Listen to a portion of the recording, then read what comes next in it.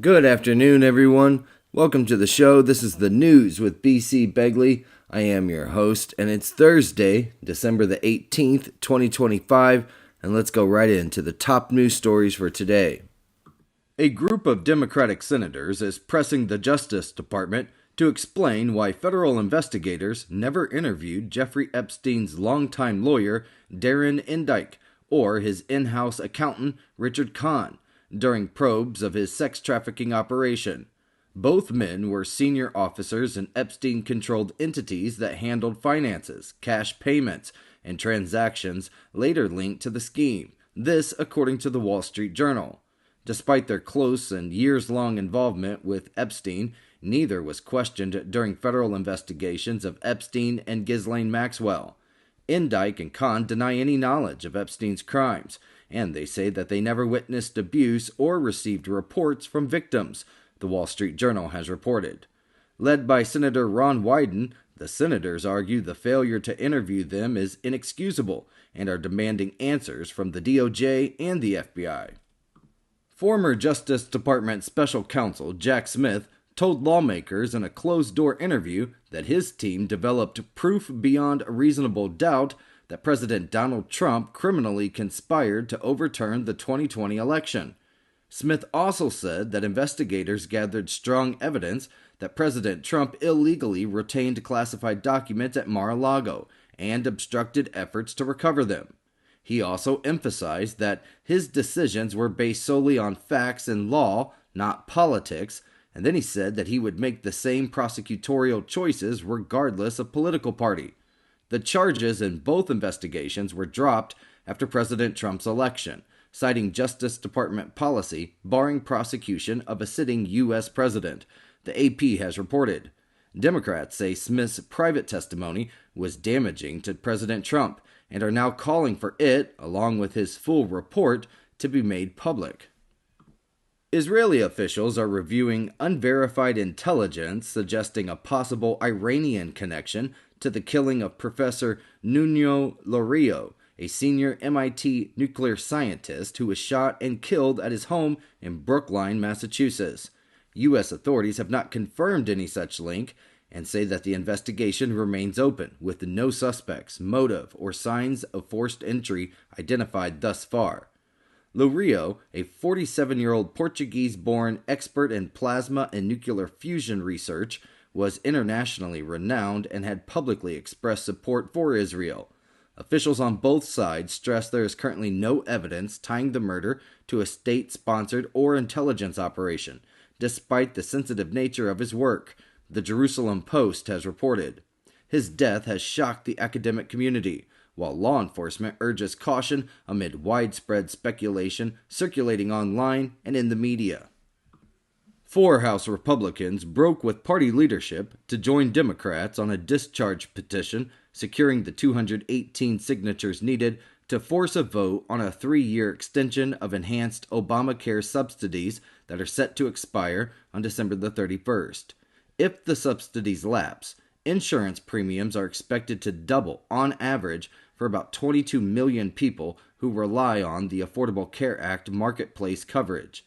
The move highlights divisions within the GOP, as most Republicans favor letting the subsidies expire, while a small centrist bloc wants to prevent sharp premium hikes.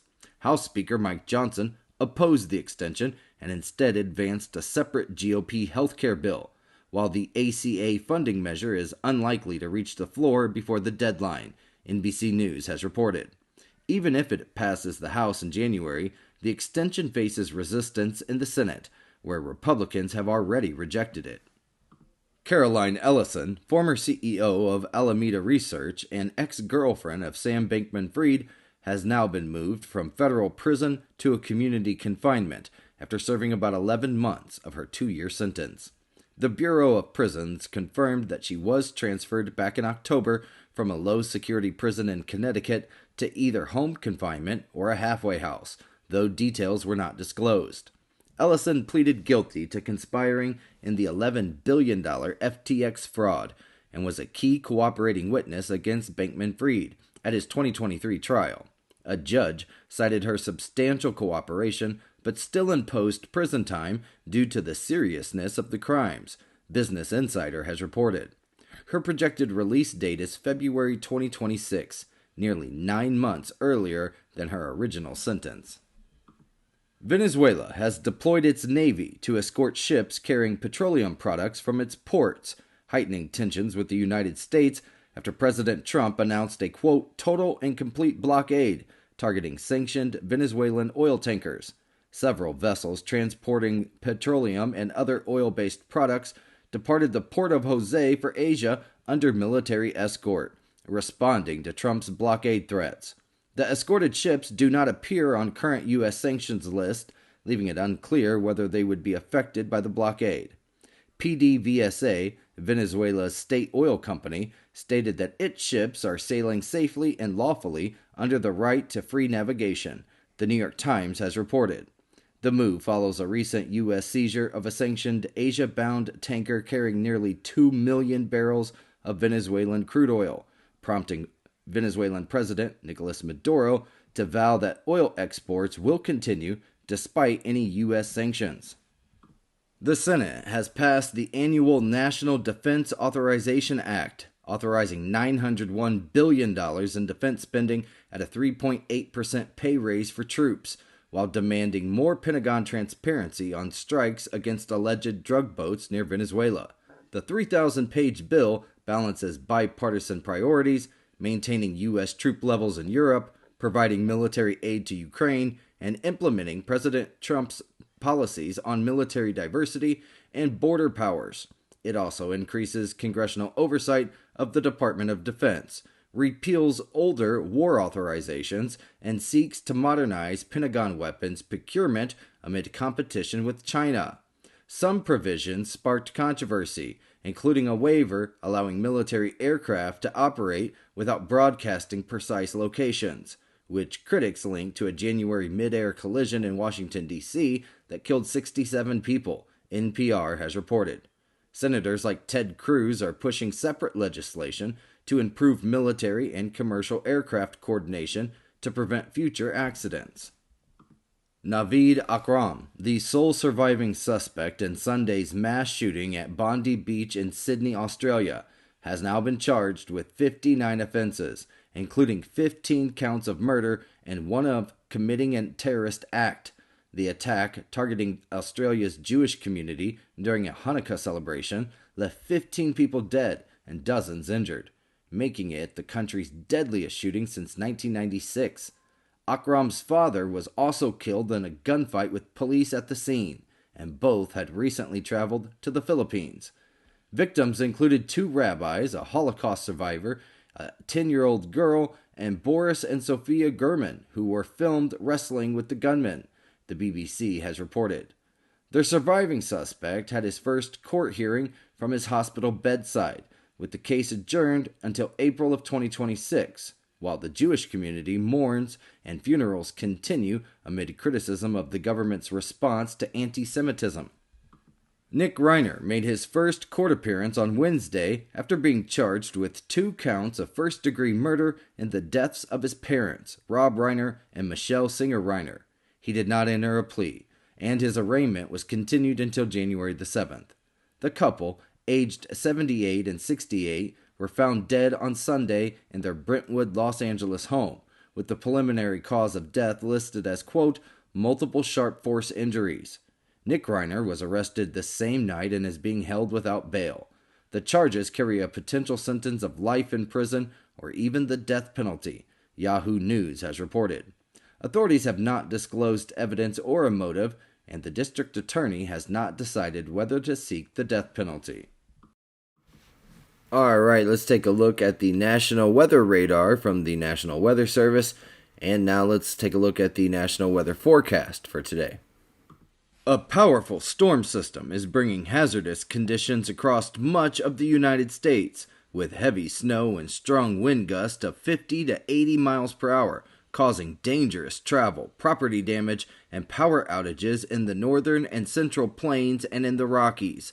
Blizzard warnings are in effect for parts of Montana, North Dakota, and Minnesota, while the Northeast can expect gusty winds, heavy rain, and lake-effect snow on Friday. The Pacific Northwest will see heavy rain along the coast and mountain snow in the northern Rockies, with flash flooding, landslides, and debris flows possible in steep and burn-affected areas. Meanwhile, above-average temperatures are forecast across much of the country, with the West and the Northeast/Mid-Atlantic likely to see record-tying or breaking highs. Scattered showers and thunderstorms are expected from the Mississippi Valley to the East Coast through Friday afternoon. President Donald Trump used a primetime White House address to promise lower prices, defend his economic record, and blame inflation and high cost on former U.S. President Joe Biden as frustration grows ahead of the midterm elections. Despite claiming major progress and forecasting an economic boom, President Trump faces low approval ratings on the economy, with polls showing widespread affordability concerns among Americans. Economists warn that job growth has slowed, unemployment has risen, and wage gains are barely outpacing inflation, squeezing household budgets. President Trump highlighted tariffs, tax cuts, energy policies, and planned housing reforms as solutions, while blaming the Democrats and immigration for rising health care and housing costs, Fox 5 News has reported. The speech was part of a broader push by the White House to reassure skeptical voters as economic anxiety remains a central political challenge. 5 days after a deadly shooting at Brown University that killed 2 people and injured 9 others, authorities have not identified a suspect, keeping the campus community on edge. Investigators released new images of a person that they want to question, believed to be near the primary person of interest seen on surveillance footage before the attack. Police say the individual appeared to be casing the area and are seeking public tips and home security video to track his movements.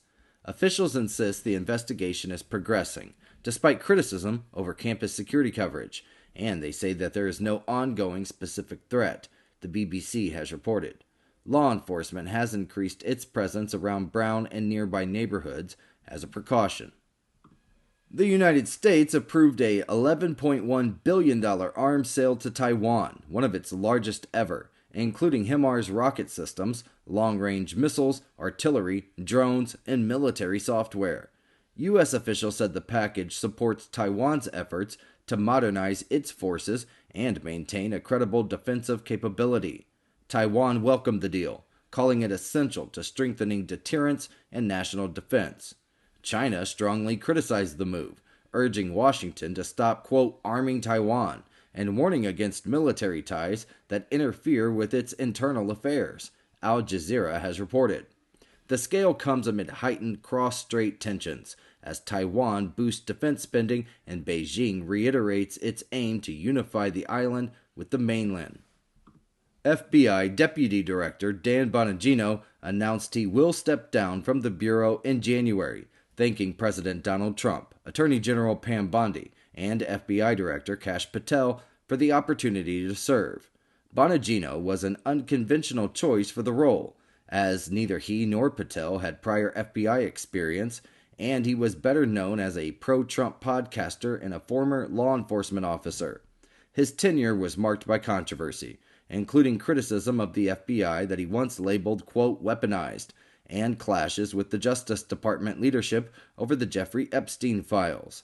Despite the turbulence, his time in office also included major developments, such as the arrest of the suspect accused of planting pipe bombs ahead of the January 6 Capitol riot, NPR has reported. President Trump praised Bongino's performance, suggesting he plans to return back to media work. Thousands of Colorado customers remained without power Wednesday night due to a combination of high winds and a planned safety shutdown by Xcel Energy. Crews spent the day inspecting power lines for damage from fallen trees and snapped poles, a process that can delay restoration until winds subside and daylight allows for drone or helicopter checks. Outages affected homes, businesses, and traffic signals across parts of Jefferson County, with some areas potentially facing days without electricity. While some residents supported the preventive shutdown to reduce fire risk, many businesses struggled, relying on generators or ice to protect food and losing income during the busy holiday season, CBS News has reported. XL warned that restoration would be slow, emphasizing safety concerns and the extensive inspections required before power can be restored. Nebraska will become the first state to impose work requirements on some Medicaid recipients under a law that was signed by President Trump last year, starting on May the 1st. About 30,000 people in the Medicaid expansion group with slightly higher incomes will need to work or perform community service 80 hours per month or be enrolled in school at least half time to maintain coverage. Certain groups, such as disabled veterans, pregnant women, parents of young children, recently incarcerated individuals, and the homeless, and those in addiction treatment, will be exempt. Beneficiaries must submit proof every 6 months, doubling the current reporting frequency and requiring updates to state systems, the AP has reported. The move could influence other states as they consider implementing similar work mandates under the federal law. British oil giant BP has named Woodside Energy CEO Meg O'Neill as its next chief executive, replacing Murray Auchincloss, who steps down. Carol Howe, BP's executive vice president for supply, trading, and shipping, will serve as the interim CEO until O'Neill takes over on April the 1st, marking BP's fourth CEO in 6 years. Auchincloss, who became CEO in January of 2024, shifted BP's focus back to core oil and gas after reversing his predecessor Bernard Looney's green energy transformation. BP has faced underperformance, with declining profits in 2023 and 2024, though recent leadership changes, cost-cutting, and oil discoveries have boosted investor confidence, CNBC has reported. Following the announcement, BP shares rose 0.7%, continuing a 15% year-to-date gain. Economists expect the Bank of England to cut interest rates to 3.75% from 4% this Thursday, following a drop in inflation to an 8-month low.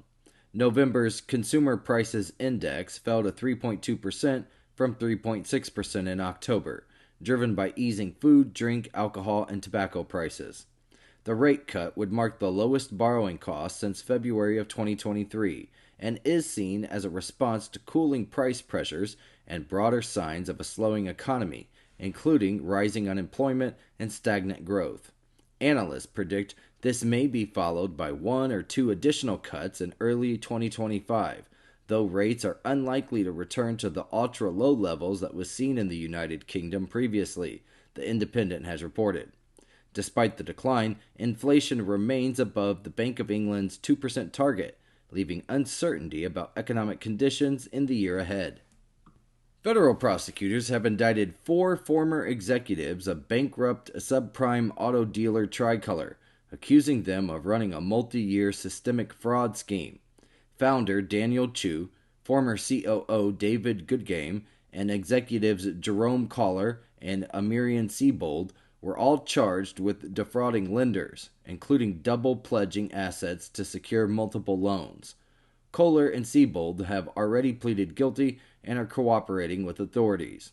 The bankruptcy affected major banks like J.P. Morgan Chase, Barclays, and Fifth Third, putting nearly $1 billion at risk and highlighting the impact on the credit market, NBC News has reported.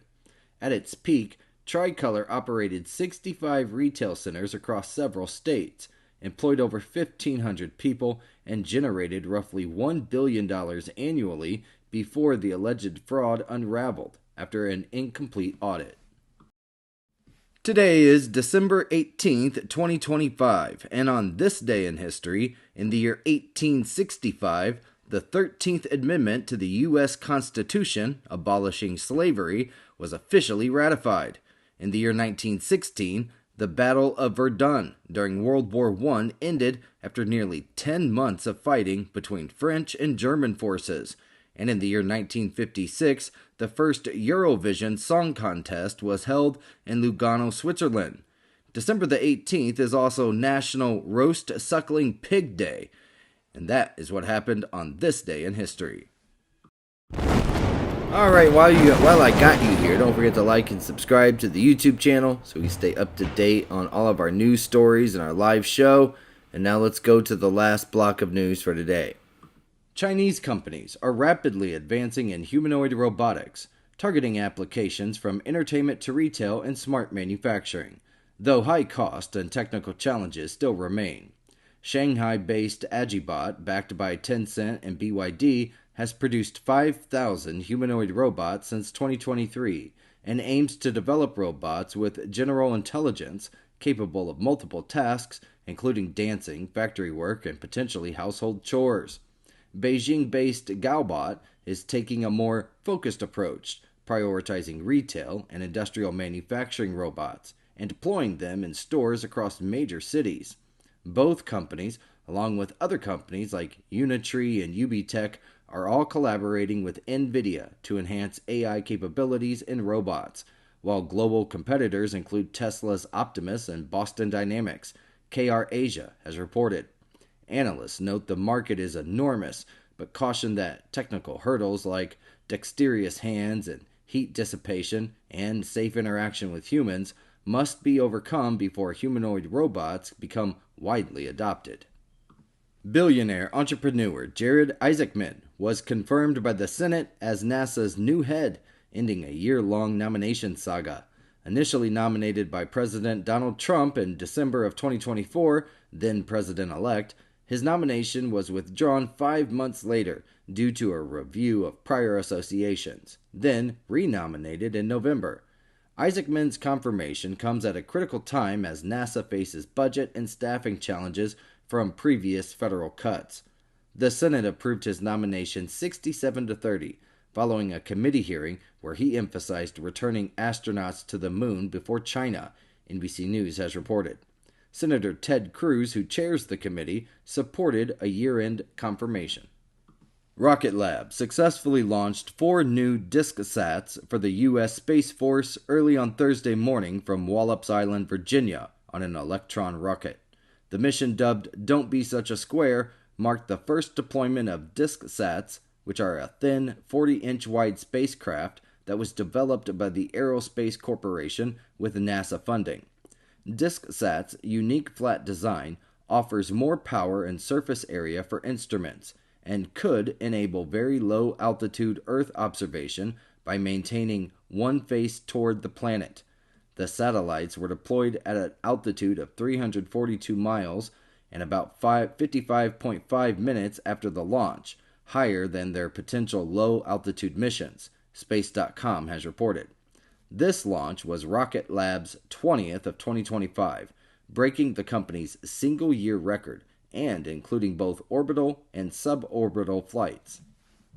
New research suggests that Saturn's moon Titan has slushy ice layers rather than a vast underground ocean, challenging a decade-old theory. NASA scientists reanalyzed Cassini data and found that pockets of liquid water could exist within these ice layers, potentially supporting microscopic life. Titan's surface contains liquid methane lakes, but the ice pockets could reach temperatures around 21 degrees Celsius, offering more concentrated nutrients than a large ocean. Researchers say this expands the types of environments considered potentially habitable in the search for life, Euronews has reported. Now, any life on Titan would likely resemble Earth's polar ecosystems, thriving in small, nutrient-rich water pockets. Australia is introducing tougher hate speech laws following the Bondi Beach terror attack, where Naveed Akram and his father targeted Hanukkah celebrations, killing 15 people in Australia. Naveed Akram faces 59 charges, including murder and firearms offenses, while his father was shot dead by police at the scene. The new measures include harsher penalties for promoting violence, a specific hate speech offense for leaders, and powers to list organizations whose leaders incite violence or racial hatred. Prime Minister Anthony Albanese announced legislative reforms and a special 12-month task force, along with new powers for the Home Affairs Minister to restrict visas for individuals spreading hate, Sky News has reported. 16 people still remain hospitalized, with several in critical condition, as authorities continue investigations into the attack and potential accomplices. Fulton County District Attorney Fani Willis testified before a Georgia State Senate committee on her prosecution of President Donald Trump for election interference, responding to an inquiry about her personal relationship with Special Prosecutor Nathan Wade. The committee initially investigated potential financial improprieties, but expanded its focus to alleged coordination with the January 6 committee using federal grant money. Willis defended her actions, citing threats and harassment that she faced, and emphasized that she hired outside counsel due to the Trump case's complexity alongside other high-priority prosecutions.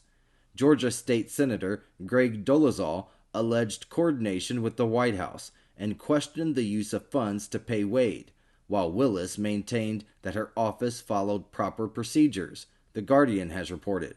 Throughout the hearing, Willis remained defiant, refusing to be intimidated and stressing her independence in managing the prosecution team.